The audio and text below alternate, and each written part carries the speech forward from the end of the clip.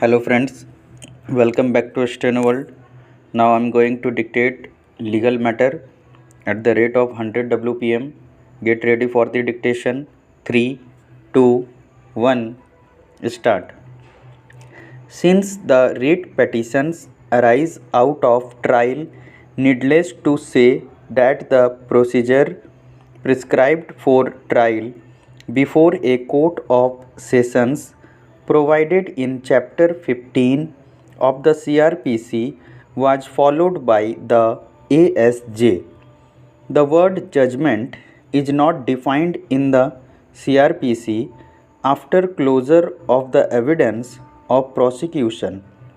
As provided under section 231, the trial judge is empowered under section 232 to pass an order of acquittal if he thinks that the accused need not produce any evidence in his defense.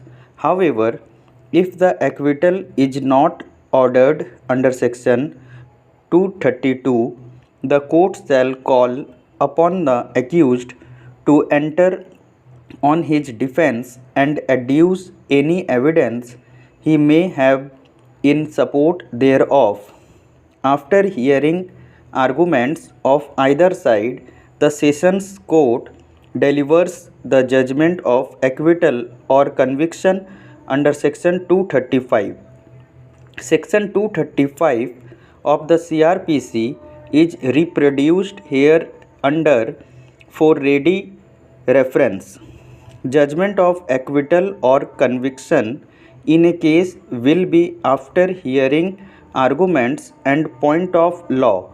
If any, the judge shall give a judgment in the case, and if the accused is convicted, the judge shall, unless he proceeds in accordance with the provisions of section 360, hear the accused on the question of sentence and then pass sentence on him according to law. Chapter 27 of the CRPC from section 353 to 365 contains provisions in respect of the judgment. Sections 353 and 362 to 365 need consideration for dwelling on the issue, therefore, they are reproduced as under.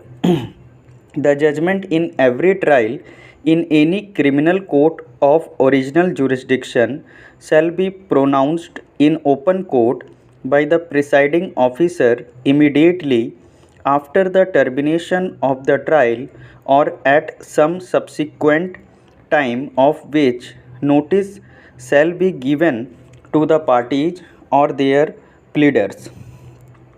Where the judgment is delivered under clause A of subsection 1, the presiding officer shall cause it to be taken down in shorthand, sign the transcript and every page thereof as soon as it is made ready, and write on it the date of the delivery of the judgment in open court.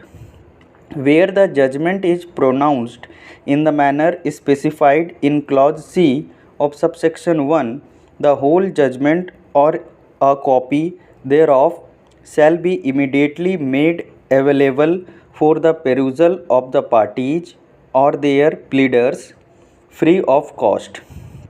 If the accused is in custody, he shall be brought up to hear the judgment pronounced. If the accused is not in custody, he shall be required by the court to attend or hear the judgment pronounced, except where his personal attendance during the trial has been dispensed with and the sentence is one of fine only or he is acquitted.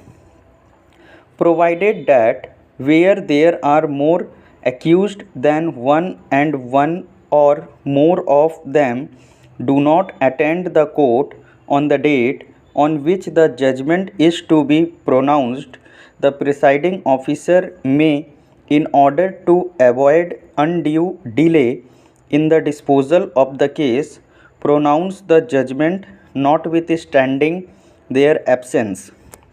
No judgment delivered by any criminal court shall be deemed to be invalid by reason only of the absence of any party or his pleader on the day or from the place notified for the delivery thereof, or of any omission to serve or defect in serving on the parties or their pleaders, or any of them, the notice of such delay and place.